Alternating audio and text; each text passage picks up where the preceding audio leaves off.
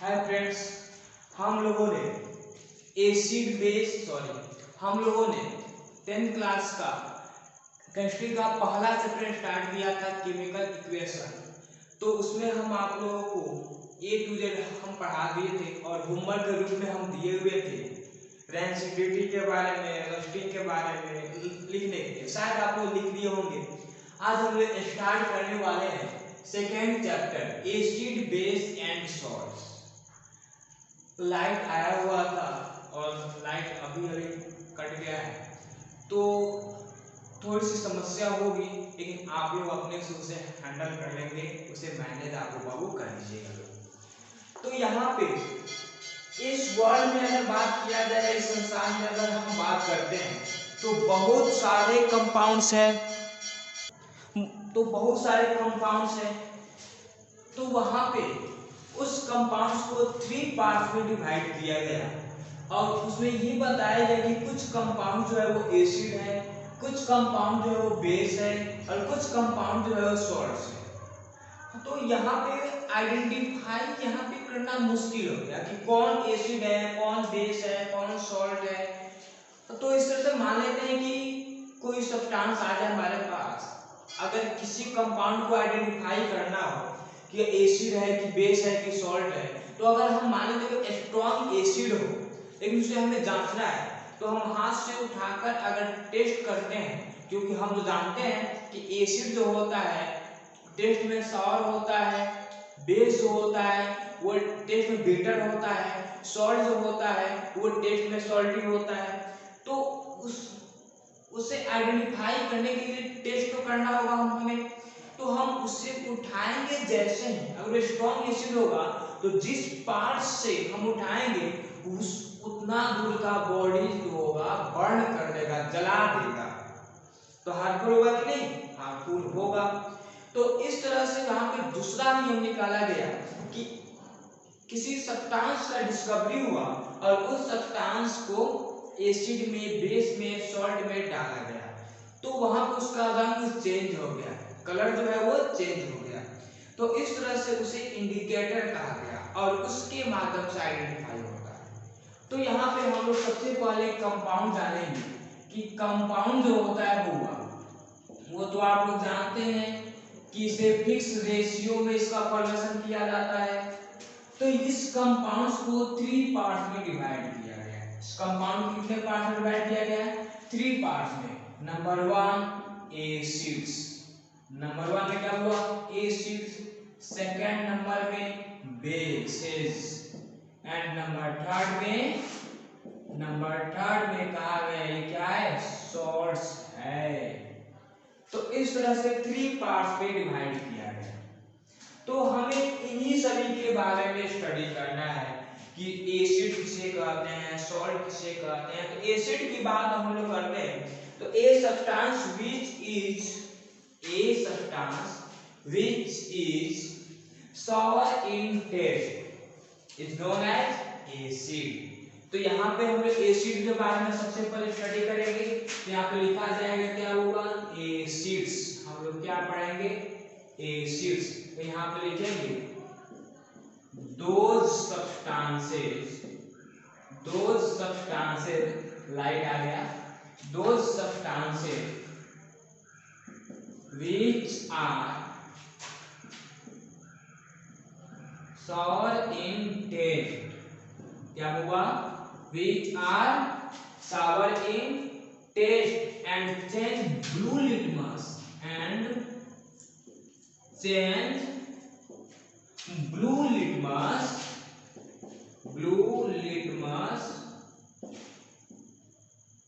litmus। तो हम लोग यहाँ पे क्या लिखे हुआ? Those substances which are sour in taste and change blue litmus to red, क्या हुआ? to red are called acids। इसका मतलब वे सब्सटेंस जो स्वाद में खट्टा हो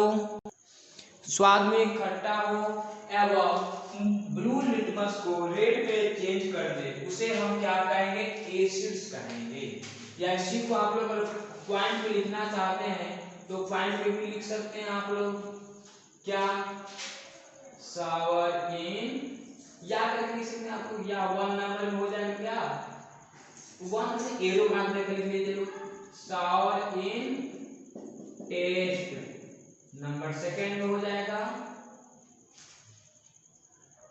चेंज ब्लू लिटमस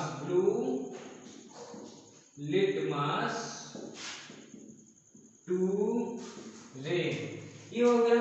अब ये स्टार्ट जो होता है, स्टार्ट्स विथ, ये आप लोगों को पहले चैप्टर में लास्ट वीडियो में हम आपको बताए थे, starts with H positive ion, H plus ion से स्टार्ट होता है। अब इसका एग्जांपल हम लोग यहाँ पे जान लेते हैं, क्या नाम हुआ, एग्जांपल। तो एग्जांपल इधर जान लेंगे, यहाँ पे इजीली लिख दिया जाएगा। जैसे यहाँ पे H2SO4, इसे हम लोग हाइड्रोजन सल्फेट कहते हैं। क्या कहते हैं, हाइड्रोजन सल्फेट, या इसी को कहा जाता है सल्फ्यूरिक एसिड, या इसको हम लोग क्या कहते हैं, सल्फ्यूरिक एसिड कहते हैं। आ गया समझ में, 1 नंबर हो गया। सेकंड नंबर की बात करते हैं, HCl, यहाँ पे इसे हम लोग कहेंगे हाइड्रोजन क्लोराइड कहेंगे। क्या कहेंगे, हाइड्रोजन क्लोराइड कहा जाएगा। या इसी को जो है हम लोग क्या कहते हैं, हाइड्रोक्लोरिक एसिड, हाइड्रोक्लोरिक एसिड कहते हैं। ठीक है। थर्ड नंबर की बात करते हैं, H2SO3, इसको हम लोग कहते हैं हाइड्रोजन सल्फाइड कहते हैं, हाइड्रोजन सल्फाइड कहते हैं। या इसी को हम लोग सल्फ्यूरस एसिड कहते हैं, इसी को हम लोग क्या कहते हैं, हुआ सल्फ्यूरस एसिड कहते हैं। इसको लिखे लो, फिर और आगे हम आप लोगों को बता रहे हैं, तो उसको उतारिए होंगे आप लोग। अब हम लोग यहाँ पर और भी एग्जांपल हम लोग देखते हैं, HNO3, इसे हम लोग नाइट्रिक एसिड कहते हैं, या एक और नाम है हाइड्रोजन नाइट्रेट जिसे कहा जाता है। H2CO3, जिसे हम लोग कार्बोनिक एसिड कहते हैं, या हाइड्रोजन कार्बोनेट कहा जाता है इसी को। एक H3PO4, जिसे हम लोग फास्फोरस एसिड कहा जाता है, या इसी को हाइड्रोजन फॉस्फेट भी कहा जाता है। वैसा ही ये सब यहाँ पे दिया हुआ है। अब इसके आगे हम लोग बेस के बारे में स्टडी करेंगे कि बेस किसे कहते हैं। तो यहाँ पे देखिए, a substance which is bitter in taste and changes red litmus to blue is called base. इसका मतलब वैसा सब्सटेंस, वैसा कंपाउंड जो स्वाद में, टेस्ट में बिटर लगे, कड़वा होता है उसी का हिंदी, और वो रेड लिटमस को ब्लू में चेंज कर देता है, उसको हम क्या कहते हैं, बेस कहते हैं। तो इसे आप लोग जा करके ऐसे एरो मार्क भी लिख सकते हैं लोग कि क्या, टेस्ट इन बीटर, या बीटर इन टेस्ट, सॉरी, बीटर इन टेस्ट, स्वाद में कड़वा लगता है। सेकंड स्टेटमेंट हो जाएगा ब्लू लिटमस, क्या लिखेंगे, चेंजेस, क्या लिखेंगे, हुआ चेंजेस ब्लू लिटमस, सॉरी नहीं, ये होगा क्या, हुआ रेड को ब्लू में चेंज करता है, changes red litmus to blue, वो रेड से ब्लू में चेंज करता है। अगला स्टेटमेंट में लिख सकता हूं, ये ends with OH ion, ends with OH minus, इसे हम लोग क्या कहते हैं, हाइड्रो ऑक्साइड आयन। अगर समझ में, तो इसे हम लोग हाइड्रोक्साइड आयन कहते हैं। तो ये हो गया। अब इसका एग्जांपल हम लोग समझ लेते हैं। देखिए, कोई भी कंपाउंड होगा उसके अंदर में OH आ जाएगा, बेस कह देंगे। कोई भी कंपाउंड हो उसके अंदर में OH आ जाए, बेस कहा जाएगा। तो यहाँ पे क्या ये लोग हम लोग देखते हैं, देखिए CH3COOH है ना, इस H को आप पहले भी लिख सकते हैं, वो आप पे डिपेंड करता है। अब यहाँ पे जो है एग्जांपल जैसे NaOH हो गया।